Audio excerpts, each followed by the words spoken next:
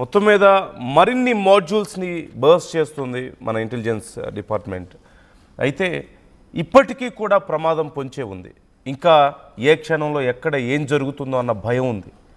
ఇంకా ఎంతమంది ఉన్నారో, ఇంకా ఎన్ని ప్లాన్స్ చేసుకున్నారో. ఎందుకంటే మనం చూసాం పంజాబ్ గ్రెనేడ్ మాడ్యూల్ మనం చూసాం, జమ్మూ కాశ్మీర్లో చూసాం, ఆ తర్వాత ఫరియాబాద్లో చూసాం, ఇప్పుడు ఢిల్లీలో చూసాం, అలాగే ఇటు హైదరాబాద్లోను, గుంటూరులోను, ముంబైలోను ఎక్కడ చూసినా సరే ప్రతి చోట వీళ్ళ ఆనవాళ్ళు కనిపిస్తూనే ఉన్నాయి. భారీ డిస్ట్రక్షన్కి ప్లాన్ చేసుకున్నారు. అలాగే కొన్ని రకాల కెమికల్స్ని ఉపయోగించి కొన్ని వేల మంది ప్రాణాలను తీయడానికి కూడా ప్లాన్ చేసుకున్నటువంటి సందర్భాన్ని మనం చూసాం హైదరాబాద్లో బయటపడినటువంటి వివరాలు.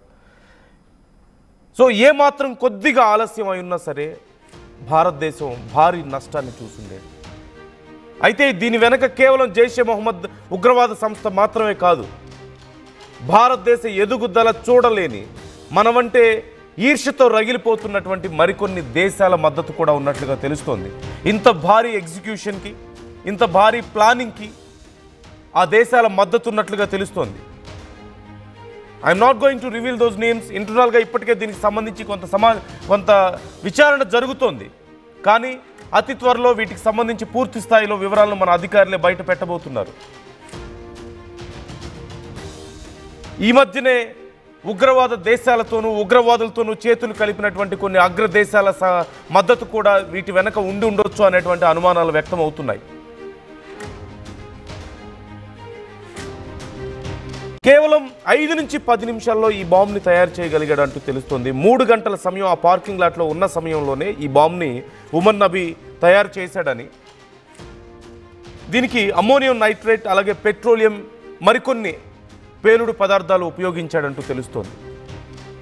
ముందు ఆ పార్కింగ్ లాట్ దగ్గర దీన్ని బ్లాస్ట్ చేయడానికి ప్రయత్నించాడు. కానీ అక్కడైతే ఎక్కువ నష్టం జరగదని భావించి, అంటే ఆ రోజు మండే అవడం, మండే రోజు ఎక్కువ మంది రెడ్ ఫోర్ట్ని చూడడానికి వచ్చేటువంటి యాత్రికులు లేకపోవడం, ఆ విజిటర్స్ తక్కువ మంది ఉండడం, నష్టం తక్కువ జరుగుతుంది అన్నటువంటి ఆలోచనతో భారీ నష్టం చేయాలి అన్నటువంటి ఆ ప్లాన్తో నేతాజీ సుభాష్ మార్గ్ వైపు తన కారుని తీసుకువెళ్ళాడు. అక్కడైతే ఒకవైపు రెడ్ ఫోర్ట్ ఉంటుంది, మరోవైపు చాందినీ చౌక్ ఉంటుంది, మార్కెట్ ఏరియాకి దగ్గరగా ఉంటుంది. సో భారీగా ప్రజలు అక్కడ ఉంటారు, భారీగా వెహికల్స్ ఉంటాయి, రోడ్డు అంతా కూడా చాలా రష్ ఉంటుంది. ఒకవేళ అక్కడ కనుక బ్లాస్ట్ జరిగితే వీలైనంత ఎక్కువ నష్టం చేయొచ్చు అన్న ఆలోచన. అప్పటికే 2900 కిలోలు పేలుడు పదార్థం పట్టుబడింది. ఒక్కసారి అర్థం చేసుకోండి, ఆ 2900 కిలోలు అలాగే ఫరియాబాద్లో పట్టుబడినటువంటి 3 కిలోలకు పైగా ఉన్నటువంటి పేలుడు పదార్థం, ఆ గన్స్, అలాగే పంజాబ్లో ఉన్నటువంటి గ్రెనేడ్ మాడ్యూల్, అంటే గ్రెనేడ్స్తో అక్కడ విధ్వంసం సృష్టించడానికి ప్లాన్ చేశారు. దాంతోపాటు ఈ రెజిన్ అనేటువంటి కెమికల్ను ఉపయోగించి అనేక మంది ప్రాణాలు తీయడానికి ఇక్కడ హైదరాబాద్లో ప్లాన్ చేశారు. ఢిల్లీలో ఉన్నటువంటి ఎక్స్ప్లోజివ్స్, వీటన్నిటితో ఒక్కసారి ఆలోచించండి ఎంత భారీ నష్టం మన దేశానికి చేయగలిగుండేవాళ్ళు. కొంతమంది ఎక్స్పర్ట్స్ అంచనాల ప్రకారం సుమారుగా 150,000 అంతకంటే ఎక్కువ మంది ప్రాణాలు తీయొచ్చు ఈ మొత్తం కెమికల్ అలాగే ఈ ఎక్స్ప్లోజివ్స్తో కలిపి అంటూ అంచనా వేస్తున్నారు. ఇప్పటికే బయటపడింది జమ్మూ కాశ్మీర్లో, ఫరియాబాద్లో, ఢిల్లీలో. ఇంకా బయట పడాల్సినవి ఎన్నో ఉన్నాయి. హైదరాబాద్లో కనెక్షన్స్ ఉన్నాయి, ఎప్పటి నుంచో మనం వింటూనే ఉన్నాం. మరోవైపు గుంటూరు లాంటి చిన్న చిన్న టౌన్స్లో సైతం, సిటీల్లో సైతం వీళ్ళ కనెక్షన్స్ స్ప్రెడ్ అయి ఉన్నాయంటే అర్థం చేసుకోవచ్చు ఏ స్థాయిలో. మనం గతంలో చూసాం గోదావరి జిల్లాలోనూ, ఇటు అనంతపురం లాంటి ప్రాంతాల్లో కూడా వీళ్ళకి సంబంధించిన కనెక్షన్స్, వీళ్ళ సానుభూతి పరులు, మద్దతుదారులు, స్లీపర్ సెల్స్ అక్కడ ఉన్నారంటే ఏ స్థాయిలో వీళ్ళ కనెక్షన్స్ ఉన్నాయి, ఏ స్థాయిలో విస్తరించి ఉన్నారు అణువున మన దేశంలో అనేది ఒక్కసారి మనం ఆలోచించవచ్చు. నిజంగా మన సీక్రెట్ ఏజెన్సీస్ కానీ, మన ఇంటెలిజెన్స్ డిపార్ట్మెంట్స్ కానీ పూర్తి స్థాయిలో ఈ నెట్వర్క్ను బయట పెట్టకపోయి ఉంటే, వీళ్ళ ప్లాన్ కనుక ఒకవేళ అమలయ్యి ఉంటే దేశ నలుమూలల ఎంత నష్టం జరిగి ఉండేదో ఒక్కసారి మనం ఆలోచించవచ్చు. ఢిల్లీలో కొద్దిపాటి ఎక్స్ప్లోజివ్స్కే, కొద్దిపాటి బ్లాస్ట్కే ఇంత నష్టం జరిగింది. 13 మంది ప్రాణాలు కోల్పోయారు, 20 మందికి పైగా తీవ్రంగా గాయపడ్డారు, పదుల సంఖ్యలో వాహనాలు ధ్వంసమయ్యాయి.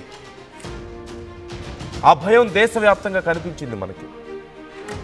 ఒకవేళ వాళ్ళు అనుకున్న స్థాయిలో ఆ 2900 కిలోల పేలుడు పదార్థాన్ని ఉపయోగించగలిగుంటే, ఇక్కడ రెజిన్ కెమికల్ను ఉపయోగించగలిగుంటే, ఫరియాబాద్లో దొరికినటువంటి ఆయుధాలను ఉపయోగించగలుగుంటే, ఈ గ్రెనేడ్ మాడ్యూల్ని కనుక ఎగ్జిక్యూట్ చేయగలుగుంటే, జస్ట్ ఇమాజిన్.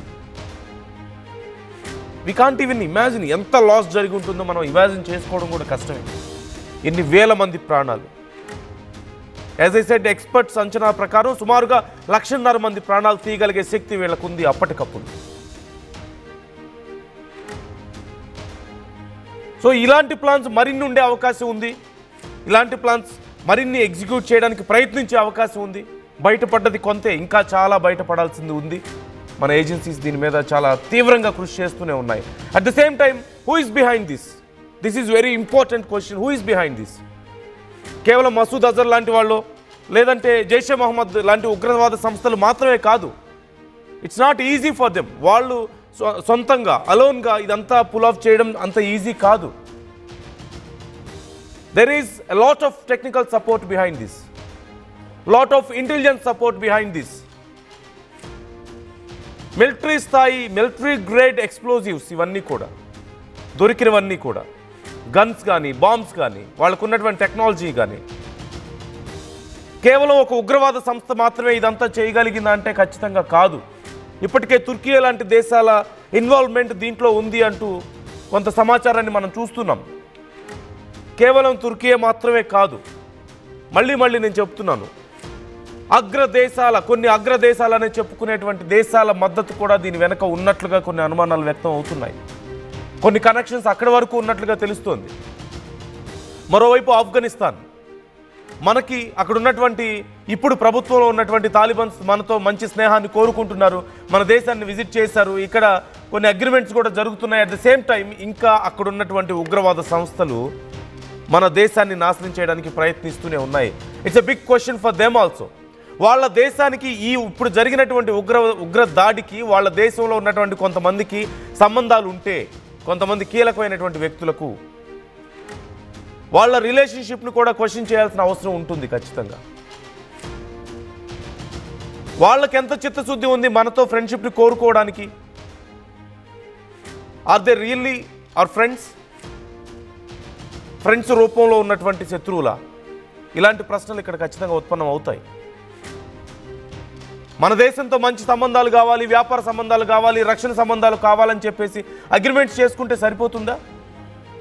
మన దేశంలో జరిగినటువంటి ఉగ్ర దాడికి, ప్లాన్ చేస్తున్నటువంటి ఉగ్ర దాడులకి ఆఫ్ఘనిస్తాన్లో ఉన్నటువంటి కొంతమంది టెర్రరిస్టులకి సంబంధం ఉంటే, అక్కడ ఉన్నటువంటి కొంతమంది నాయకులకి దీంతో కనెక్షన్స్ ఉన్నాయంటే, lot of phone calls exchange జరుగుతూ ఉందంటే, ఈ మొత్తం బ్లాస్ట్ వెనక are they really are friends?